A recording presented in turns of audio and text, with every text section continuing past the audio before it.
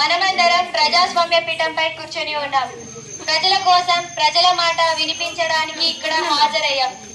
కాబట్టి మన మాటలు కేకలుగా కాకుండా ఆలోచనలుగా వినిపించాలి. మాటలే మంత్రాలు, మనసులే శక్తి అని అంటారు. ఇక్కడ ఎవరు ఎవరితో గెలుస్తారో కాదు, చివరికి ప్రజలే గెలవాలి. ప్రతి ప్రశ్నకు సమాధానం ఉండాలి. ప్రతి విమర్శలో నిర్మాణాత్మకత ఉండాలి. మనం మాట్లాడబోయే అంశాలు రాష్ట్ర అభివృద్ధికి, ప్రజల జీవితాలకు ముడిపడినవి. కాబట్టి ఆచారం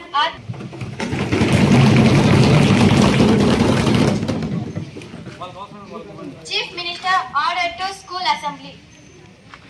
గౌరవ అధ్యక్ష, గౌరవ సభ్యులందరికీ నా వందనాలు. ఈ సభలో రాష్ట్ర ప్రజల అభివృద్ధి, సంక్షేమం కోసం మనమందరం కలిసి పనిచేయడం నా ఆకాంక్ష.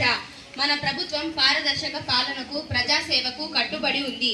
ప్రజలే దేవుడు, సేవే మాకు శ్రద్ధ, ఇదే మా ధ్యేయం.